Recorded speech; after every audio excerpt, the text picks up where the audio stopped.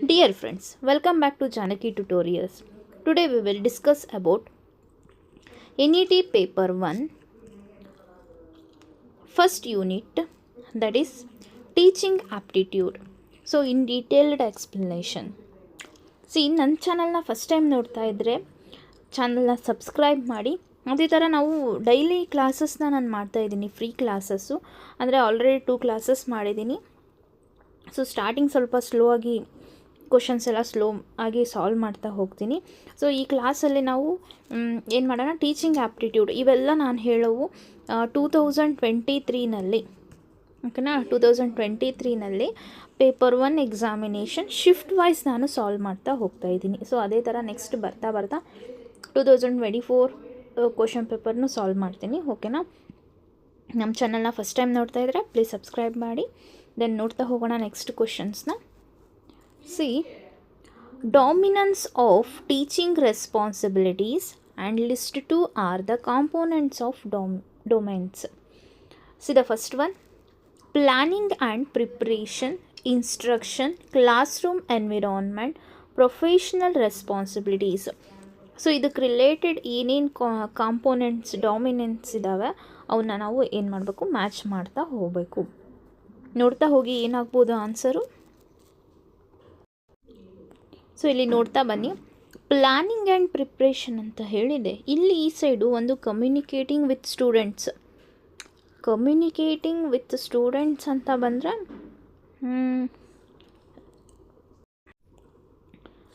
ಇಲ್ಲಿ ಒಂದೇನಂದರೆ ಯಾವ ಥರ ಸಾಲ್ವ್ ಮಾಡಬೇಕು ಅಂದರೆ, ಇಷ್ಟು ಆಪ್ಷನ್ಸ್ ಒಳಗಡೆ ಫಸ್ಟ್ ನಿಮಗೆ ಗೊತ್ತಿರೋವಂಥ ಯಾವ ಆಪ್ಷನ್ ಇದೆ ಅದನ್ನ ನೋಡಿ ಅದನ್ನ ಸೆಲೆಕ್ಟ್ ಮಾಡಿಬಿಡ್ಬೇಕು. ಇವಾಗ ಪ್ಲ್ಯಾನಿಂಗ್ ಆ್ಯಂಡ್ ಪ್ರಿಪ್ರೇಷನ್ ಅಂತ ಹೇಳಿದೆ, ಇಲ್ಲಿ ಯಾವುದು ಗೊತ್ತಾಗಲಿಲ್ಲ ಅಂದರೆ ಇಲ್ಲಿ ನೋಡ್ತಾ ಬನ್ನಿ. ಒಂದು ಈ ರಿಫ್ಲೆಕ್ಟಿಂಗ್ ಆನ್ ಟೀಚಿಂಗ್ ಅಂತ ಹೇಳಿದೆ ಅಲ್ಲ, ಇದನ್ನ ಅಬ್ಸರ್ವ್ ಮಾಡ್ತಾ ಬನ್ನಿ. ಎಲ್ಲಾಗುತ್ತೆ ಇದು ರಿಫ್ಲೆಕ್ಟಿಂಗ್? ಒಂದು ಪ್ಲ್ಯಾನಿಂಗಲ್ಲಾಗಲ್ಲ, ಇನ್ಸ್ಟ್ರಕ್ಷನಲ್ಲಾಗಲ್ಲ, ದೆನ್ ಕ್ಲಾಸ್ ರೂಮ್ ಎನ್ವಿರಾನ್ಮೆಂಟಲ್ಲಿ ಇದು ರಿಫ್ಲೆಕ್ಟಿಂಗ್ ಅನ್ನೋದು ಪ್ರೊಫೆಷ್ನಲ್ ರೆಸ್ಪಾನ್ಸಿಬಿಲಿಟೀಸ್ ಒಳಗಡೆ ಆಗುತ್ತೆ. ಸೊ ಹಾಗಿದ್ರೆ ಡೀನ್ಗೆ ಆಪ್ಷನ್ 3 ಇಸ್ ದ ಆನ್ಸರ್. ಹಾಗಂದರೆ ಈ ಆಪ್ಷನ್ಸ್ ಒಳಗಡೆ ಇಲ್ಲಿ 2 ಇದಾವ್ರಿ ಆನ್ಸರ್ಸ್, ಹೌದಾ. ಸೊ ಹಾಗಂದರೆ ನಾವು ಬಿ ಆ್ಯಂಡ್ ಸಿನ ನೋಡ್ತಾ ಬರಬೇಕು, ಅದನ್ನು ಒಬ್ಸರ್ವ್ ಮಾಡ್ತಾ ನೆಕ್ಸ್ಟ್ ಆನ್ಸರ್ಸ್ನ ಹಾಕಬೇಕು. ನೆಕ್ಸ್ಟ್ ನಿಮಗೆ ಯಾವುದು ಈಸಿ ಆಗುತ್ತೆ ನೋಡಿ.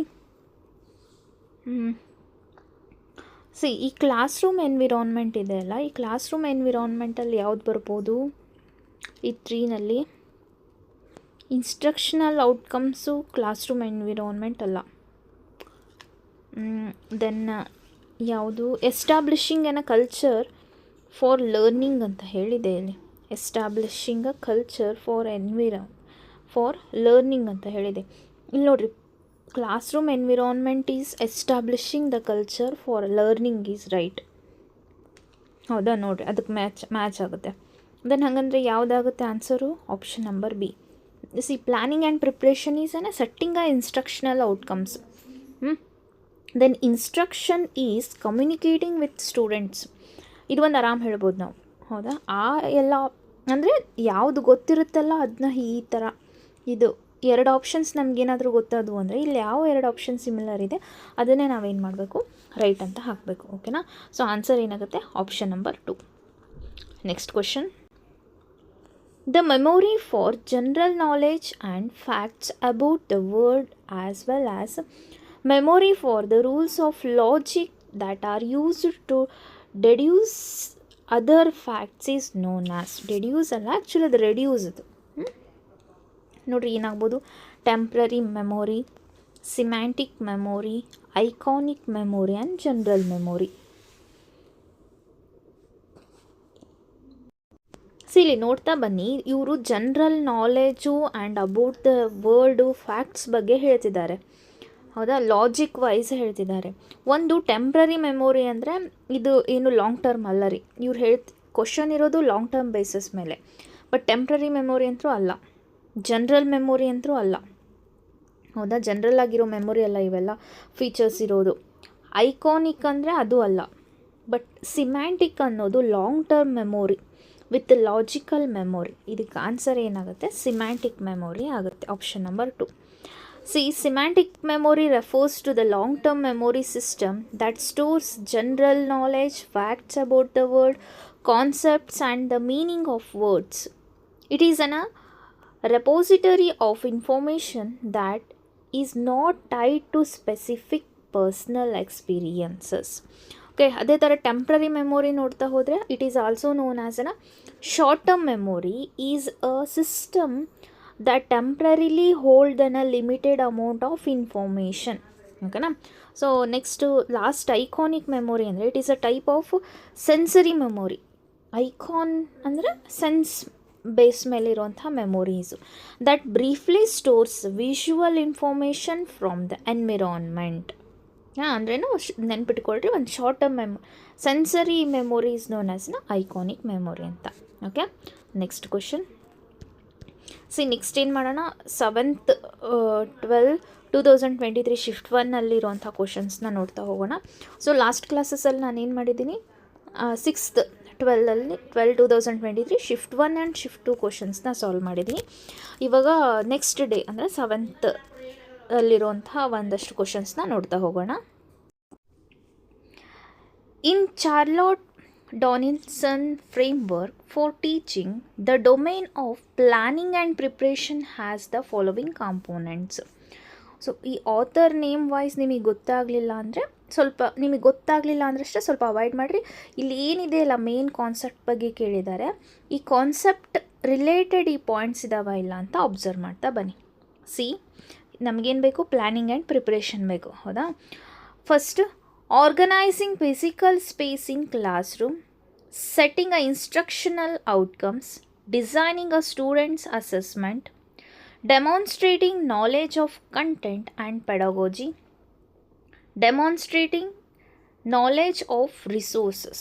ಸೊ ನೋಡ್ರಿ ಯಾವುದು ರೈಟ್ ಇದೆ, ಪ್ಲ್ಯಾನಿಂಗ್ ಆ್ಯಂಡ್ ಪ್ರಿಪ್ರೇಷನ್ ರಿಲೇಟೆಡ್. ಇಲ್ಲಿ ಅಬ್ಸರ್ವ್ ಮಾಡ್ತಾ ಬನ್ನಿ, ಪ್ಲ್ಯಾನಿಂಗ್ ಆ್ಯಂಡ್ ಪ್ರಿಪ್ರೇಷನ್ ರಿಲೇಟೆಡ್ ಇನ್ನು ಟೀಚಿಂಗ್ ಪರ್ಪಸ್, ಹೌದಾ. ಸೊ ಇಲ್ಲೇನಂದರೆ ಟೀಚಿಂಗ್ ಅಂತ ಹೇಳಿದೆ ನೋಡಿರಿ. Teaching purpose planning and preparation related ಯಾವ ಪಾಯಿಂಟ್ಸ್ ಆಗ್ಬೋದು, ಒಂದೇನಂದರೆ ನಿಮಗೆ ಯಾವುದು ನೆಗೆಟಿವ್ ಥಿಂಗ್ಸ್ ಅನ್ನುತ್ತಲ್ಲ ಅದನ್ನು ನಾವು ಡಿಲೀಟ್ ಮಾಡ್ತಾ ಬರೋಣ. The first option organizing physical space in classroom ಅಂತಂದು ಹೇಳಿದೆ ಅಲ್ಲ. ಸೊ ಇದು ಎಲ್ಲೋ ಪಾಸಿಟಿವ್ ಅನಿಸಲ್ಲ, ನಮ್ಮ ರೂಲ್ಸ್ ವೈಸ್ ಇದು ಬರಲ್ಲ ಅಂತ ಅನ್ನಿಸ್ತದೆ ಟೀಚಿಂಗ್ ಕಾನ್ಸೆಪ್ಟ್ ಒಳಗಡೆ. ಇದೇನೋ ಔಟ್ ಆಫ್ ಟೀಚಿಂಗ್ ಕಾನ್ಸೆಪ್ಟ್ ಅಂತ ಅನ್ನಿಸ್ತದೆ. ಸ್ಪೇಸ್ ಬೇಕು, ಫಿಸಿಕಲ್ ಸ್ಪೇಸು, ಬಟ್ ಅದನ್ನ ಹಿಂಗೆ ಪಾಯಿಂಟ್ ಔಟ್ ಮಾಡೋ ನೆಸೆಸಿಟಿ ಇಲ್ಲ ಅಂತ ಅನ್ನಿಸ್ತದೆ. ಓಕೆ, ಸೊ ಹಂಗಂದರೆ ಎ ಆಪ್ಷನ್ ಐ ಥಿಂಕ್ ಇಲ್ಲ. ಓಕೆ, ನೆಕ್ಸ್ಟ್ ನೋಡಿರಿ ಬಿ ಆಪ್ಷನ್ನ. ಸೊ ಹಂಗಂದರೆ ಸಿ ಆ್ಯಂಡ್ ಇ ಅಷ್ಟೇ ರೈಟ್ ಆಗುತ್ತೆ. ಸೊ ಇಲ್ಲಿ ಬಿ ಆ್ಯಂಡ್ ಡಿನ ನಾವು ಡಿಲೀಟ್ ಮಾಡಿದರೆ ಸಿ ಆ್ಯಂಡ್ ಇ ಅಷ್ಟೇ ರೈಟ್ ಆಗುತ್ತಂತೆ, ಈ ಸಿ ಮತ್ತು ಇ. ದೆನ್ ರಿಮೈನಿಂಗ್ ಆಪ್ಷನ್ಸ್ ನೋಡಿರಿ, ಬಿ ಆ್ಯಂಡ್ ಡಿನ ರೈಟ್ ಇದ್ದಾವೋ ಇಲ್ಲೋ ಅಂತ. Setting a instructional outcome is right, planning and preparation main important. Demonstrating a knowledge of content and pedagogy, so this is also right. ಹಾಗಂದ್ರೆ ಏನಾಗ್ಬೋದು answers, option number C, ಹೌದಾ. Yes, correct. Option number C is the answer. ನಾನು ಏನಕ್ಕೆ ಈ ಥರ ಎಲ್ಲ explain ಮಾಡ್ತಾ ಇದನ್ನು ಡಿಲೀಟ್ ಮಾಡಿ ಸೊ ಇವು ಎರಡೂ ಹೋಯ್ದು ಅಂತಂದರೆ ಇದು ಆನ್ಸರ್ ಯಾಕಾಗುತ್ತೆ, ಇದೆಲ್ಲ ಯಾಕೆ ಹೇಳ್ತಿದ್ದೀನಿ ಅಂದರೆ ಎಕ್ಸಾಮ್ಸ್ ಒಳಗಡೆ ನೀವೇನು ಮಾಡಬೇಕು, ಇದೇ ಥರ ಎನಲೈಸ್ ಮಾಡ್ಕೊತ ಯಾವ್ದು ನೆಗೆಟಿವ್ ಆಗುತ್ತೆ, ಪಾಸಿಟಿವ್ ಕ್ವಶನ್ ಕೇಳಿದಾಗ ಯಾವ್ದು ನೆಗೆಟಿವ್ ಆಗುತ್ತೆ ಅವನ್ನೆಲ್ಲ ಈ ಥರ ಡಿಲೀಟ್ ಮಾಡಿಬಿಡೋದು. ಸೊ ನೆಕ್ಸ್ಟ್ ಏನಂದರೆ ಇವೇನು ರಿಮೈನಿಂಗ್ 2 ಆಪ್ಷನ್ಸ್ ಏನಿದಾವಲ್ಲ ಅದ್ರ ಬಗ್ಗೆ ಅಷ್ಟೇ ಕಾನ್ಸಂಟ್ರೇಟ್ ಮಾಡಿ ಆನ್ಸರ್ನ ಚೂಸ್ ಮಾಡೋದು. ಈ ಥರ ಟ್ರಿಕ್ ಯೂಸ್ ಮಾಡಿಕೊಂಡು ನೀವು ಸಾಲ್ವ್ ಮಾಡಿದ್ರೆ ಎನಿ ಟೀನ ನಾವು ಕ್ವಾಲಿಫೈ ಆಗ್ಬೋದು ಅಂತ ಹೇಳಿ. ಓಕೆನಾ. ಸೊ ಇಲ್ಲಿ ನೋಡ್ಕೊತ ಬನ್ನಿ, ಪ್ಲ್ಯಾನಿಂಗ್ ಆ್ಯಂಡ್ ಪ್ರಿಪ್ರೇಷನ್ ಇದೆ ಇಲ್ಲಿ. ಸೊ ಈ ಪ್ಲ್ಯಾನಿಂಗ್ ಆ್ಯಂಡ್ ಪ್ರಿಪ್ರೇಷನ್ ಅಂಡರ್ ಏನೇನೆಲ್ಲ ಪಾಯಿಂಟ್ಸ್ ಬರ್ಬೋದು ಅಂತ ನಾವು ನೆಕ್ಸ್ಟ್ ಕ್ವಶನ್ಗೆ ಹೋಗೋಣ. The next question, the non directive model of teaching nature's students rather than controlling the sequence of learning. In the non-directive model of teaching, the teacher's role is that of a facilitator who has counseling relationship with students and who guides their growth and development. ನೋಡ್ರಿ ಯಾವ statement right ಯಾವುದು wrong. See here non directive model of teaching ಅಂತಂದರೆ it is ಇದೇ ಈ word ಹೇಳುತ್ತೆ ನೋಡ್ರಿ, ನಾನ್ directive ಅಂತ ಹೇಳ್ತು ಅಂದರೆ it is not a teacher centered method, it is learner centered method. Here the learners are actively participating in the activities. ಹೌದಾ? So learner ಏನು ಮಾಡ್ತಾನೆ ಅಂದರೆ ಸ್ಟೂಡೆಂಟ್ಸು ಆ್ಯಕ್ಟಿವ್ ಆಗಿ ಪಾರ್ಟಿಸಿಪೇಟ್ ಮಾಡ್ತಾನೆ ಅಂತ ಅರ್ಥ. ಸರಿ, okay. Non directive model of teaching nurtures the students rather than controlling the sequence of learning. So yes, right. Control ಮಾಡೋದಕ್ಕಿಂತ ಸ್ಟೂಡೆಂಟ್ಸ್ ಹೆಂಗೆ ಬೇಕೋ ಆ ಥರ ಆ್ಯಕ್ಟಿವ್ ಆಗಿರೋದಕ್ಕೆ ಬಿಡೋದು. Yes, right. Then in the non directive model of teaching the teacher's role is that a facilitator who has counseling relationship with students, who guides their growth and development. ಅಷ್ಟೇ, growth and development ಬಗ್ಗೆ teach ಮಾಡೋದು ಅಷ್ಟೇ ಅವ್ರದ್ದು ಕೆಲಸ, counselling ಮಾಡೋದು. But not in ಡೆಪ್ತಾಗಿ ಹೇಳ್ಕೊಡೋದು. ಹೌದಾ? ಇನ್ ಡೆಪ್ತಾಗಿ ಹೇಳ್ಕೊಡೋ ಅಂಥ ನೆಸೆಸಿಟಿ ಇಲ್ಲಿ ನಾನ್ ಡೈರೆಕ್ಟಿವಲ್ಲಿ ಇರಲ್ಲ. ಬಿಕಾಸ್ ಆಫ್ ಇಲ್ಲಿ ಸ್ಟೂಡೆಂಟ್ಸ್ ಆ್ಯಕ್ಟಿವ್ ಆಗಿ ಪಾರ್ಟಿಸಿಪೇಟ್ ಮಾಡ್ತಿದ್ದಾರೆ. Yes, both the statements are right. So option number 1 is the answer. Exactly. ಹೌದಾ? ನೆಕ್ಸ್ಟ್ ಕ್ವಶನ್ನ ನೋಡ್ತಾ ಹೋಗೋಣ. See the next question. As per Davis vision of learning, learners should demonstrate their knowledge through creativity collaboration. According to Piaget, learning is independent of the developmental stages of learner. ನೋಡ್ರಿ, ಯಾವ್ದು answer ಆಗ್ಬೋದು? So ಇಲ್ಲಿ first answer ನೋಡ್ಬೇಡೋಣ ಏನಿದೆ ಅಂಥೇಳಿ. Option number 3 ಇದೆ ರೀ. 3 ಅಂದರೆ ಏನಾಗುತ್ತೆ?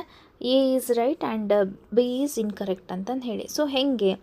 ಸೊ ಎ ಆಪ್ಷನ್ನಲ್ಲಿ ಏನಿದೆ? As per Davis vision of learning, learners should demonstrate their knowledge through the creativity collaborations. Yes, right. Vision of learning, learners ಏನು ಕ್ರಿಯೇಟಿವ್ ಆಗಿರಬೇಕು. ಎಸ್, ಇವ್ರು ಹೇಳೋದು ರೈಟ್ ಇದೆ. ಸೊ ಅದೇ ಥರ ಸ್ಟೇಟ್ಮೆಂಟ್ 2ನ ನೋಡ್ತಾ ಬನ್ನಿ. According to Piaget, learning is independent of the developmental stages of the learner. Jean Piaget, another prominent educational theorist, proposed by the cognitive development that emphasizes how learners progress through the distinct stages of intellectual development ಅಂತ ಹೇಳಿದೆ. C, ಇಲ್ಲಿ ಸ್ಟೇಟ್ಮೆಂಟಲ್ಲಿ ಏನಿದೆ? Learning is independent of development stage ಅಂತ ಹೇಳಿದೆ. Learning ಅನ್ನೋದು independent of development stage ಅಂತ gene ಪಿಯಾಜೆ ಅವರು ಹೇಳಿದ್ದಾರೆ ಅಂತ ಇದೆ. ಬಟ್ ಅಲ್ಲ. ಸೊ ಇಲ್ಲಿದೆ ನೋಡ್ರಿ. Jean Piaget argued that learning is influenced by the child's cognitive development and the education strategies should be tailored to the learner's development stages. So his theory included stages such as sensory motor, pre-operational, concrete, operational, then formal operation. So each characterized by a specific cognitive abilities ಅಂತ ಇವ್ರು ಹೇಳ್ತಾರೆ. So statement 1 is right and statement 2 are wrong. ಓಕೆನಾ friends? So next ಕ್ವಶನ್ಸ್ನ next ಕ್ಲಾಸಲ್ಲಿ ನೋಡ್ತಾ ಬರೋಣ. ಚಾನಲ್ನ subscribe ಮಾಡಿ. Thank you.